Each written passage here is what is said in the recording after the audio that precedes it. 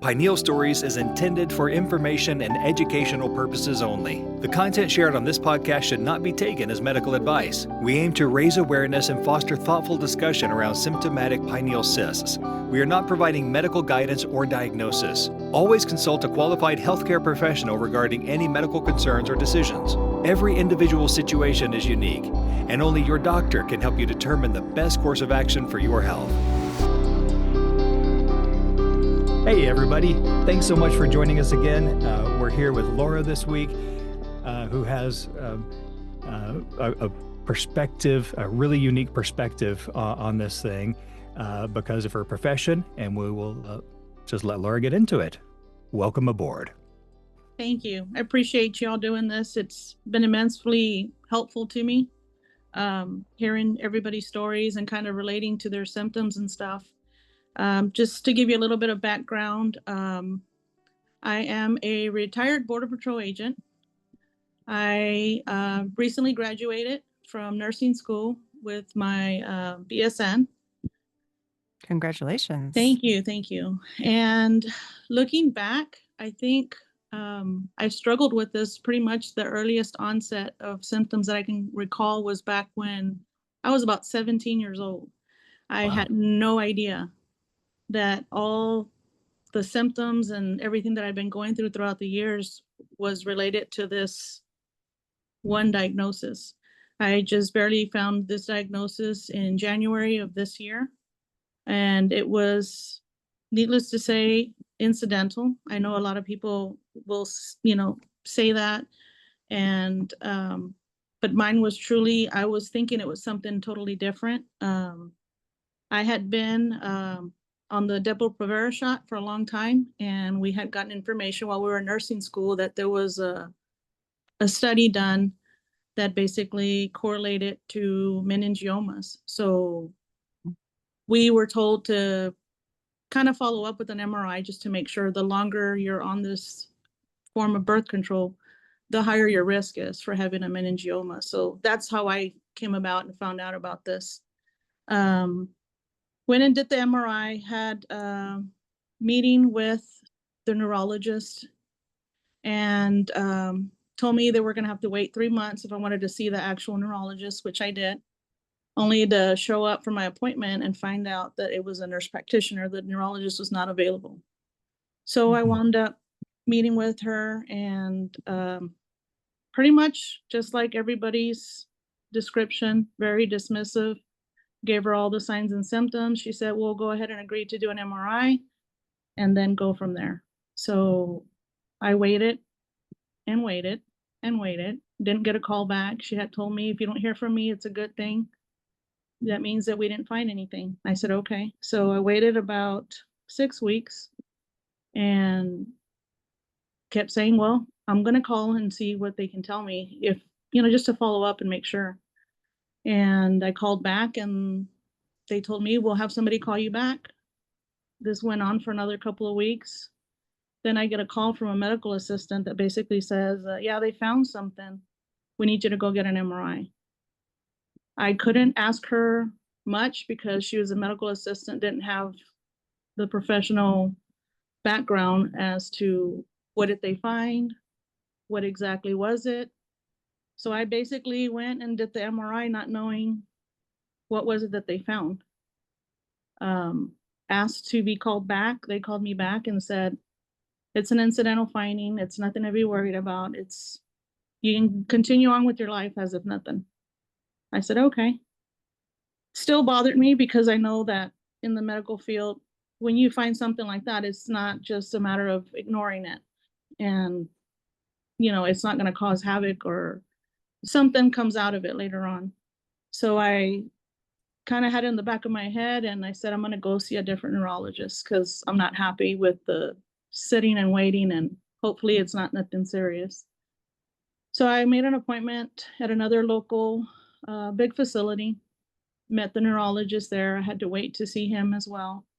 The same thing. He said, I specialize in seizures. I don't have any information on the pineal cyst that they found.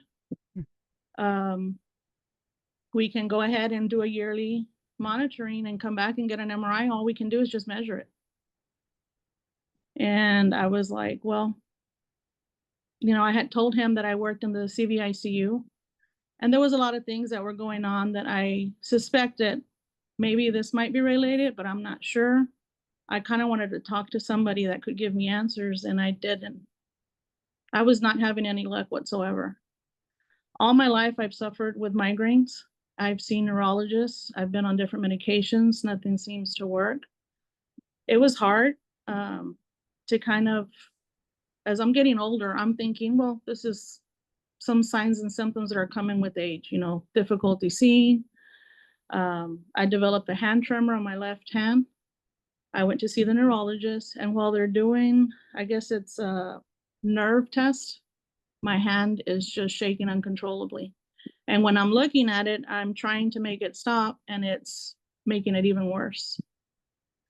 So the tester is telling me, do you feel that? Do you feel your hand shaking? I'm like, yeah, I do. I said, but I'm trying to stop it, and I can't stop it. And he says, wow. He's like, I've never seen that. The neurologist came back and said, everything's fine. It might be because you had, previously I had fractured my clavicle. So they thought maybe it was a nerve that was pinched. That's why they did this nerve conduction test. Hmm. So it was like everything that was going on, there was an explanation. And looking back, and then I wound up, y'all are probably going to laugh at this, but I wound up using ChatGPT to kind of ask questions. And lo and behold, I found Dr. Patel. And we get it. Yeah, no, we get it. Nothing is, you'll do anything, you know what I mean? We were looking for anything, and we also, I don't think we used Chat GPT. It wasn't really a thing but when you were going through yours. Yeah, but, we certainly did use Google, and yeah. and so we get it. Yeah. And it's hard because, as you're going through nursing school, they're telling you, these are certain sources that you can look at to do medical research, and there's nothing that you can find that's going to help explain. And I kind of want to describe it like when a wave of water hits you and you're trying to gasp for some air. And then when you hear all the symptoms that everybody has, it's kind of like your head pushes above the water and you're able to take a big, deep breath. And you're like, wow, this is something new. It's scary, but at the same time, it's validating everything that you've gone through your entire life. Mm-hmm. And so, oh, go ahead. Sorry. I'm sorry. I was just going to go back to when I was 17. I was in high school, very active in sports. And I had a best friend who we kind of ripped on each other, joked around and stuff. And I remember we were in an English class, and I told him, I don't feel good. And he was like, quit messing around. I'm like, no, I'm serious. Like, I feel like I'm going to pass out. So he had told me, what do you want me to do? Do you want me to take you to the nurse? And I said, yeah. I said, walk with me to the nurse in case I pass out and I don't make it. So then he realized like something serious is going on. And I'm light complected. So he, couldn't tell if, my skin was pale, if something medically was going on with me. So we were walking, and I remember grabbing his elbow and telling him, hurry up, I'm about to pass out. And that's the last thing I remember. I passed out, I woke up, and I had a security guard carrying me into the nurse's office. And I see a whole bunch of faces staring at me. And I'm like, why is everybody staring at me? And that was one of the earliest episodes that I can remember. And I'm 52 right now.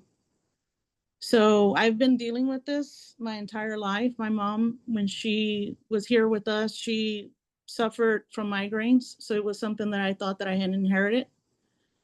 So I just basically learned different techniques to use because the medications didn't work.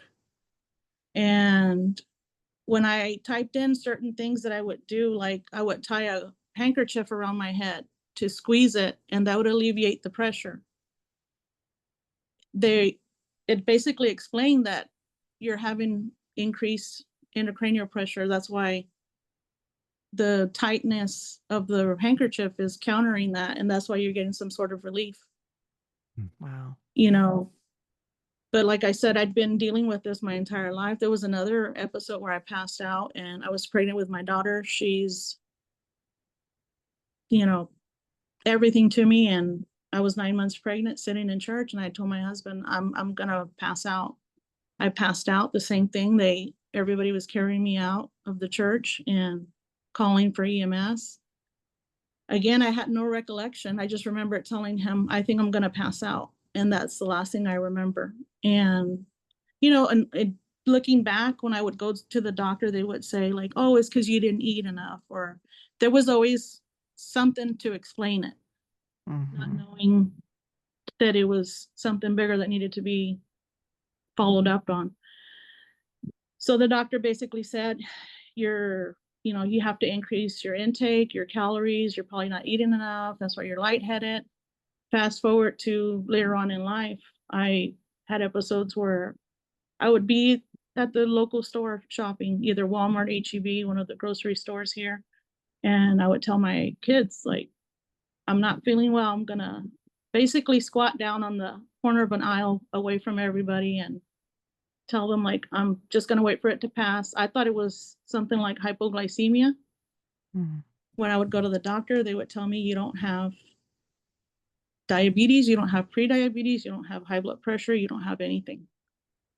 So I was like, well, I would just feel dizzy, and it would take probably a couple minutes, 5 minutes or so, and it would pass.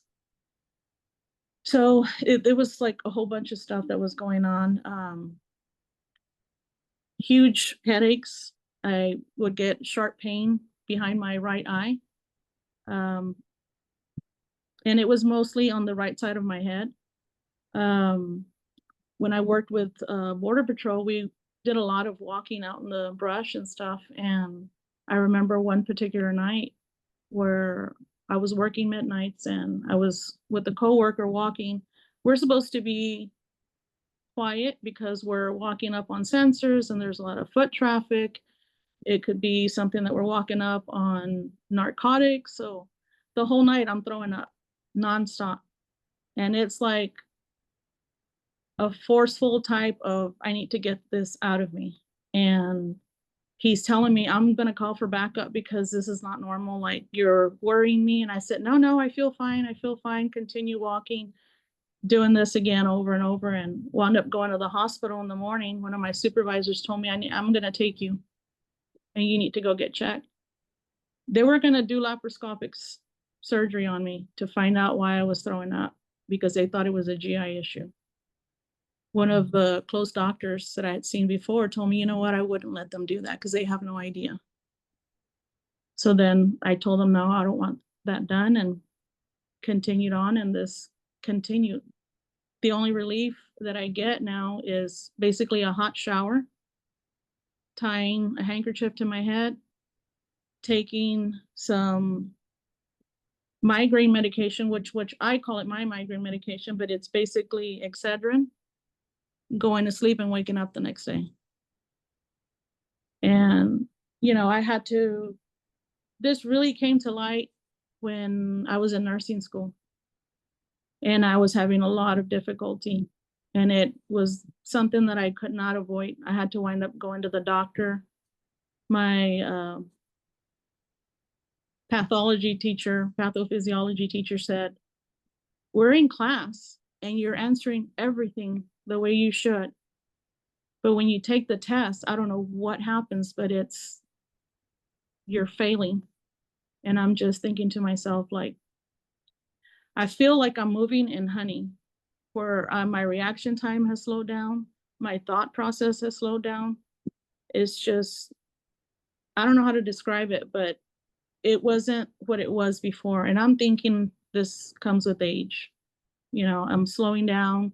This is normal. It's nothing to be concerned about. I wound up getting diagnosed with ADHD. And when I started doing this research, I started finding out that there was a lot of stuff that was related back to this cyst that they found. I suspect I had CSF, which is, the leaks from my nose. I could remember feeling it just dripping out of my nose. I would wake up and there'd be wet stains on my pillow, and I would get a really bad headache. I've gone to numerous doctors. Nobody wanted to test for it, which there's tests that you can do. You can do lumbar puncture. You can do a whole bunch of stuff to test for CSF leaks. And I don't know why nobody wanted to do it. So when I called to make the appointment, they told me, do you want to see Jarrett or do you want to see Dr. Patel? And I said, I want to see Dr. Patel. And not knowing that that was going to delay me even further because he's so busy, I had no idea that he was one of the very few doctors that Right. still practicing right now. I think I reached out to Dr. Kim's office and they said he had retired recently. Right. So there was another doctor that I reached out to in California and he retired. So I talked to my husband and, told my kids the same thing, like, this is my only option. I'm going to have to go out there and see what they tell me. And I just had the appointment July 18th. And that in itself was such a huge relief. I got to meet with Dr. Patel. Of course, I had everything written down. I had done all my research. And when I get there, I went blank. Mhm. And I said, I'm probably going to remember what I wanted to ask you when I'm sitting in my hotel tonight. But he was very patient. I would say something and I would space out and he would look at my husband and my husband would look at him and they'd smile and they gave me time to go back and recall what I was wanting to ask. I would go over my notes and kind of, tell them these are my symptoms. He would ask me, do you suffer from this? Do you suffer from that? And I'm like, yeah, absolutely. That's, Mhm. which was so different from being told like, Old oh, incidental. yeah, Yeah. yeah. So I don't know. I don't even know how to describe it, but it was like, wow, like it's not something in my head. It's not something that I'm making up. It's not something that nobody else can see except me. Mhm. So, and, from the bottom of my heart, I would love to thank my husband because he's been patient. We've been married 33 years and Mhm. he has been my rock. My kids have also endured a lot. And I feel like they're scared because I have this upcoming surgery coming up with Dr. Patel in 3 weeks. But they trust that doing all the research that I've done, I've shared it with them and I've told them, I don't know how much worse it can get than passing out in public and not knowing when it's going to happen. I Mhm. just thank God that it's hasn't been when I'm driving that I might cause somebody to alter their life or alter my life. So I told my kids, it's something that I'm seriously having to do because I can't live like this. Mhm. And they totally understand. I showed Dr. Patel a video that I took of my hand tremor. Looking at his face and his reaction, he didn't even finish seeing the video. And it's probably about 5 minutes long. Wow. He's just looked at the video and he pushed it away and said, we're going to go ahead and do the surgery. And I was shocked. And my husband was like, he didn't even finish seeing the video. I said, I don't know if that's something good or that's something bad. I said, but I'm just grateful that I'm going to get to do the surgery. And I know I'm very blessed. I've, medically retired from Border Patrol, which afforded me the opportunity to have excellent insurance. And I know in reading the post from Facebook that not a lot of people have that opportunity. And that's something that I struggle with, kind of feeling guilty that everybody's suffering and not a lot of people can get the relief or the opportunity to go see Dr. Patel, Right. Mhm. to, have the surgery pay for it. So I'm very grateful. I'm very blessed, to say the least. Well, we wish you a very easy, smooth recovery, as easy as that can possibly go. And Thank you. when is your surgery with Dr. You Patel? said 3 weeks? 3 weeks? Yeah, it's on September 8th. Okay. Oh, okay. Coming up Well, pretty quick. you- Well, we don't have sponsors on this show Okay. because we don't want people to sit through commercials. We're afraid that if they have to listen to a commercial, then they won't listen to the actual important stuff. the part that Yeah. we But need to we get out, the awareness of this. Yeah, Yeah. but we've told several people about off track ice cream. Okay. If you while you're there, just go by downtown. There's off Okay. track, and there's this very cool bookstore. If you listen to my son's episode, he talks about those. Yeah. So, Okay.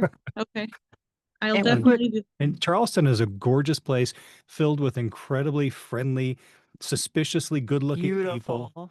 Um, and it's a good time there. And we So, can't wait to hear your follow-up yes, too. absolutely. If Yes. you're, when you're up Yeah. to it, Absolutely. let us know how you're doing and everything. Yeah, I've reached out to some people on Facebook and kind of followed up with their, their surgeries and their outcomes, and everything has been very positive, and I'm excited about that. I know, Mhm.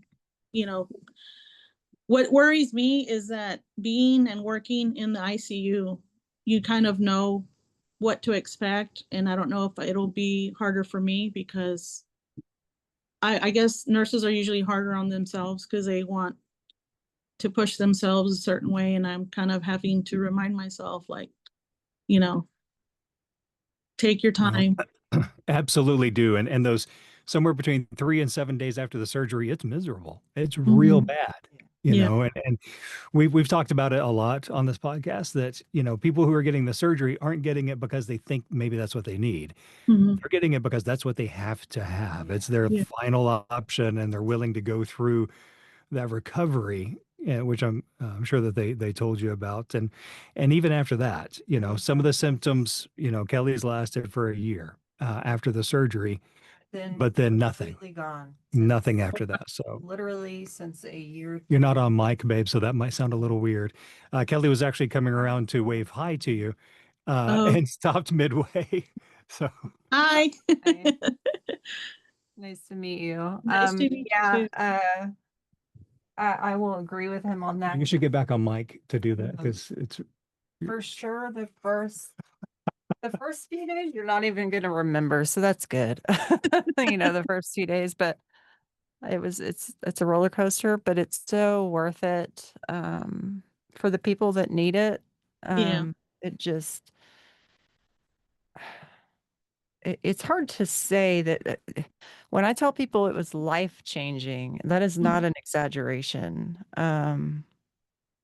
It literally gave me my life back because I don't know if you got a chance to listen to my story, but Yes.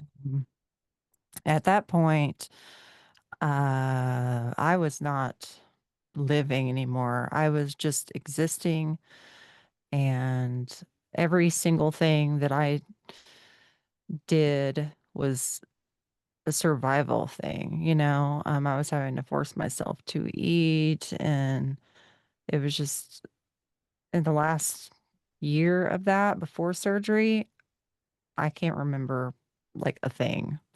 And then Wow. I can only remember little tiny pieces um, throughout the uh, previous year. So the year before surgery, there's little tiny bits and pieces, but so like lost a whole chunk of time. And but wow. And I'm so glad that you have such a good support system. I have to say, the husbands that have had to go through this have been through a lot.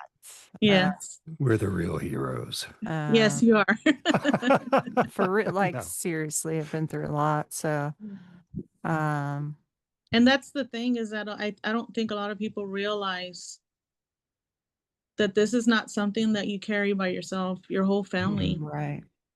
is Yep. carrying the load with you. Oh, actually, I'm glad you said that because I was going to ask.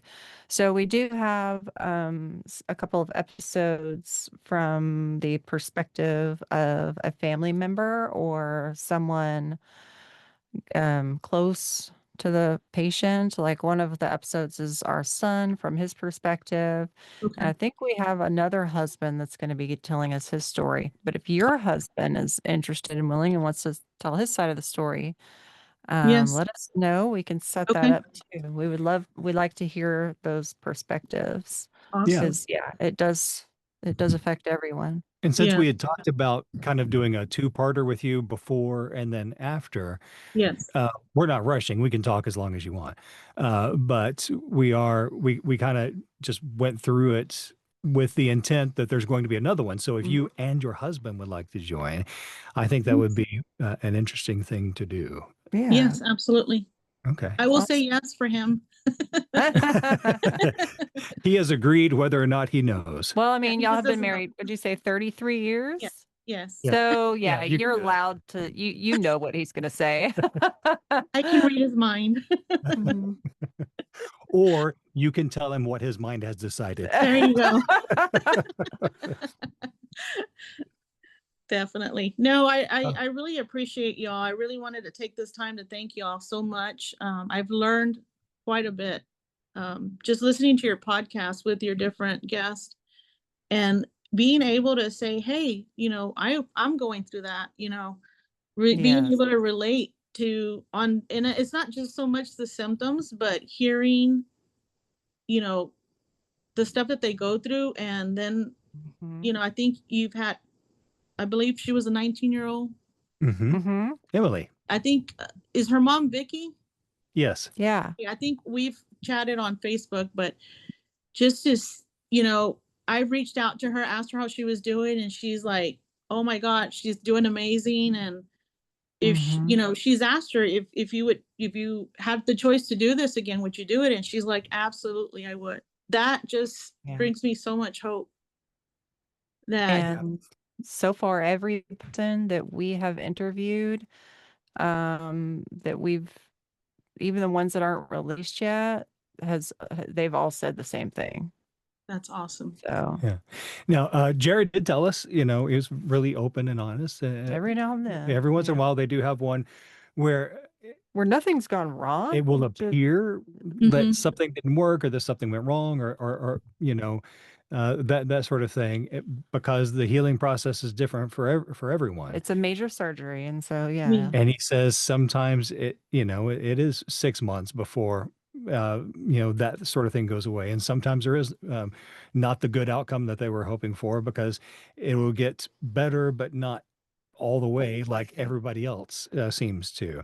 So there are those things, and I'm sure they went over the medical risks and all that with you, but Yes. their percentages are vast awfully high. majority, yeah, 90 Yeah. over 96%, something yeah, like the that. vast majority, And those other few percent are not like really bad outcomes. They just people didn't get that where just they. aren't happy Yeah. necessarily with it, and Yeah. and even some of those people, um, wouldn't say that they wouldn't do it Yeah. again. They just wish that it would have had a better or different outcome. And but that is yeah, a We don't do small, Debbie Downer here, but we do like to talk about yeah, that but it's because we just don't want to it's sound like Yeah. cheerleaders. yeah, Yeah.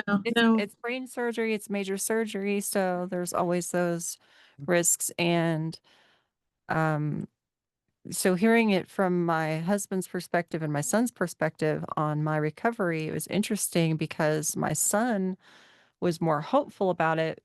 It's not that my husband wasn't, because you could at least see improvement. Mhm. I Yep. think the problem was we didn't realize how long the recovery actually is. I Okay. think that you hear, oh, it could take, up to a year. You hear that and you think, oh, well, it's not going to take that long, Mhm. Um, and of course, the physical stuff got better pretty quickly. And then like the insomnia and delusions, Mhm. that got better quickly too. It's just that it didn't get better all the way right away. And so it took some time. It took about a year, but the duration and frequency were they were much more mild. If and Michael can correct me on that, 'cause I'm just going by what he told me. No, that's true. Yeah. That's Yeah. something And that I do struggle with, is that sleep, disturbance where it's like clockwork. I get up right at 3 Oh my gosh. and Mhm. stay up till like 5 or 6 and then crash the entire morning. And it's Yeah. like, it was hard when I was going through nursing school, because you have clinicals, you have, you know, other obligations that you have to tend to, and you Mhm. have to learn how to push through it. And I think a Yeah. lot of it, I suffered a lot, not knowing that I was going through it, but when I worked in the CVICU, the overstimulation of the machines, the beeping, the constant movement, the constant, monitors and the screens and the lights and everything going on, I would come home and I would just jump in the shower, take my medications, go to sleep, wake up and go do it all over again. And, Mhm. it was, I wasn't living, it was just surviving. mhm. Right. Yeah. Yeah, we get that. That's, yeah, I cannot imagine. I just can't imagine going through, what Kelly has gone through and then adding an ICU on top of that. That's Yeah. golly. Yeah. So I'm I, looking forward to going back to work, whenever my body says it's time. I'm willing to be patient. I have a daughter that's a Yeah. nurse as well, so she's basically holding my feet to the fire and telling me, like, you're gonna take your time, you're gonna rest, you're gonna be a good patient. Definitely do. Yeah. good, Yeah, good. definitely do. Yeah. Yeah. Well, speaking of the episodes, I just want to say that we have coming up next week, our first feed. Michael B is going to give his perspective, and so we're all going to learn some stuff about the Swedish medical system, which is interesting. And we also have Dr. Charlie Teo coming on. He's from Australia, but had some um, just political stuff that drove him nuts, and so he doesn't practice in Australia anymore. He's still licensed to, but he works out of Spain and China now. So he's sort of a jet setting doctor who does this. And the reason I'm bringing this up right now is because we've said many times on this podcast that a cystic enlargement of the pineal gland isn't going to kill you. It's just, going to cause these horrific issues and will take your life away in other ways. Yeah. And Dr. Teo pointed out that's wrong. There are documented cases, and he's sending us the documentation of people who Wow. have died from pineal cysts. Wow. Um, so one of the things that we kind of said many times early on, because is what we were told and believed, is that this just causes the symptoms. And so I always believed that the symptoms themselves could lead to someone's death, because Kelly did some really scary, dangerous things during that time, and I could definitely see that leading to severe injury or death. But Yes. now we've been told uh, by another one of the leading surgeons in the world on this that nope, there are published studies showing that this has in fact led directly to someone's death a few Wow. times. So I'm really glad you're getting the surgery, is what I was trying to get to there. Yes. And and and while we're not cheerleading it, and when this is not a commercial for the Medical University of South Carolina, we do encourage people that if they're to that point where their life just doesn't feel worth continuing, then reach out and try your best. And we interviewed a woman from Canada who sold everything she had, including her medical practice, to go get her surgery with Dr. Patel. I mean, Wow. that's how bad this is. And so if Wow. we can keep stressing that and we get the right Yes. people to listen to this podcast, maybe we can Yes. do some good. In Canada, it was once allowed, and now apparently it was once allowed, and now it's disallowed. So they on that medical system, you just can't get this surgery unless it's blocking aqueducts significantly and all that sort of stuff. Um, and uh, and here in the United States, it's cost prohibitive for a lot of people. So. Yeah. And there's so few people, so few doctors doing it, that even if your insurance covers it, just the fact that you have to travel across country Yes. for that initial visit, and then for the surgery, and then for the follow-up, I mean, it's a lot, and we need more doctors involved. So Yes. that's my Absolutely. plea. Yes. I agree with you. So, well, there we go. Well, Laura, do you have anything else that you want to tell the folks? I really wish, I had heard, I can't remember off the top of my head where I heard about this, but I'd like to help in any way, shape, or form. Knowing now this information, I'm pretty sure there's a lot of people struggling and they're not aware of what's, going on or what the road ahead looks like. But there was an organization, I'm not sure if they actually got it started or not, but it's called the Third Chair. I don't know if you've heard of that. No. So basically it references when you go meet with the doctor has a chair, the patient has a chair, and then there should be a third chair, which would be an advocate Mm-hmm. to help the patient understand what the doctor is telling them and the diagnosis that they're receiving. And I'm praying that I have the ability to help in a way that I can start either a nonprofit organization to help people either figure out if they can do some sort of fundraising or some sort of mentorship or some type of resource where they're able to get the information that they need. Like right now with Dr. Patel, had I not taken the initiative to use ChatGPT, which I'm not very computer literate, but just, using that in itself and for that to be able to spit out Dr. Patel and, guide me in the direction that I needed to get all this information. I would like to start something that kind of helps people understand their diagnosis, maybe help them with research, maybe help them find some sort of resources that can better explain their position, and then they can make an informed decision with all the resources that they get. And I would, love to be useful in a way that, start some sort of advocacy to start writing letters to congressmen to make a change. We live in a country where we're probably financially, we're supposed to be one of the leaders of the world. And I just can't fathom that we're this far behind. I agree. We're not good at marketing. Our website is pinealstories.com, and we have a GoFundMe.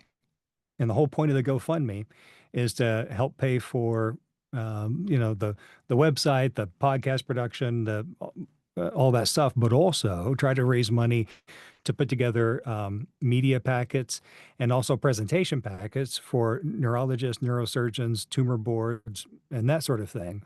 And then to help us market the podcast itself in areas of the country where they have the high-end neurosurgical centers to try to make it more known in those areas. But we're so bad at marketing, we don't actually mention it on the podcast. This may be the first time I've ever said it. I just put it, it's just a website out there. So we've raised not enough money to pay for everything that we've put into it. So we should probably get better at marketing that on our side. But if you do start something up, let us know, direct us to it, and we will put it out there on the site. And hopefully by then we will have told more people about it. Yes. Because it's. And if I can help y'all in any way, shape, or form, I appreciate that. Well, tell a friend, pinealstories.com. And we have put it on the Facebook group. So we at least did that. Okay. But I always get so into these interviews and to listening to people and all. I never really think about saying it. I don't think I've ever said it before now. So anyway, I'm going to say it again, pinealstories.com. Laura, I really appreciate it. Thank you. This has been awesome, and I am very much looking forward to the follow-up. Just reach out, a couple of months after when things have sort of settled down, and I can't wait to hear back from you. It's going to be awesome. Thank you. I appreciate y'all for doing this and shedding light. Thank you so much. Right. Thank you. Bye-bye. Bye-bye. Thanks for listening to this episode of Pineal Stories, where patient voices matter and real stories have the power to drive change. If you or someone you love is living with a symptomatic pineal cyst, know that you are not alone. Our community is growing, and your experience matters. Share your story, connect with others, and help us push the medical conversation forward. Visit pinealstories.com to explore more stories, submit your own, and stay connected. And if you found this episode meaningful, please consider leaving a review and sharing it with someone who needs to hear it. Until next time, stay strong, stay informed, and keep speaking up. This is Michael Abels with my wife Kelly, and you've been listening to Pineal Stories. Thanks, y'all.